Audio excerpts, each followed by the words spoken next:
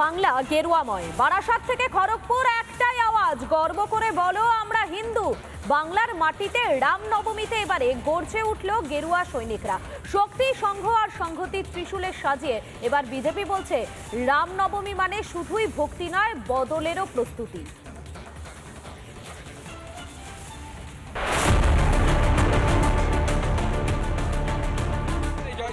রাম রাজত্ব প্রতিষ্ঠার আগমনী এই বীর বলছে কে সনাতন এক হচ্ছে, সনাতনীরা সব এক হচ্ছে।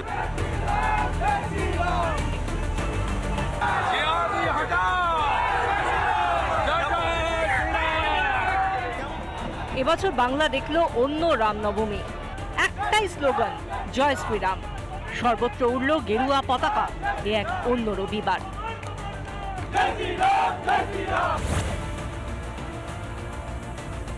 রবিবার বারাসাতের রাজপথ ছিল গেরুয়াময়।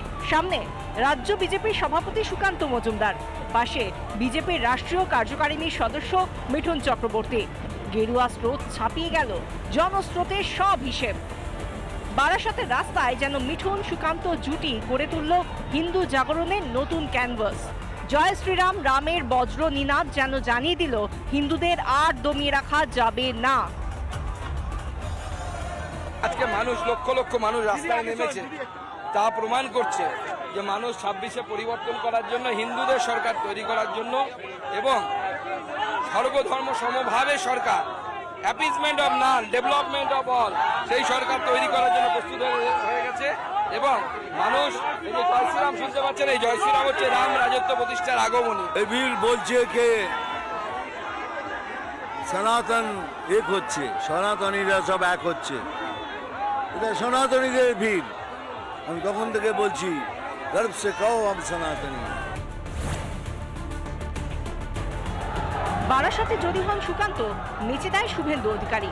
হাজার হাজার রাম ভক্তকে পাশে নিয়ে বাংলায় বদলের হুঙ্কার।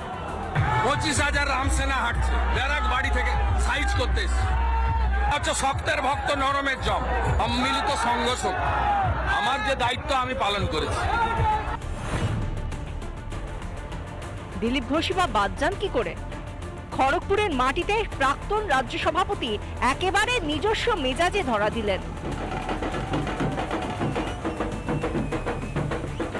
লাঠি খেলা তো শুধু নয়, সনাতন বিরোধীদের এ যেন চোখে চোখ রেখে বার্তা দিলীপের। একাতে শস্ত্র একাতে, এইভাবে হিন্দু সমাজ দাঁড়াবে। তরোয়াল খেলি, গদা খেলি, চিন্তা নেই। জয় শ্রীরাম। একসময় এই বাংলায় রামের নাম নিতে ভয় পেত অনেকেই। এখন সেখানেই রামনবমীর মিছিলে লাখো লাখো মানুষের ঢল, যে ঢল ভয় ধরাচ্ছে শাসকের মনে। রামনবমী শুধু হিন্দুদের উৎসব নয়, এটাই হিন্দু জাগরণ। রামনবমীর মাধ্যমে বিজেপি বুঝিয়ে দিল, যারা রামকে অস্বীকার করে তাদের বাংলায় ঠাঁই নেই। রিপাবলিক বাংলা।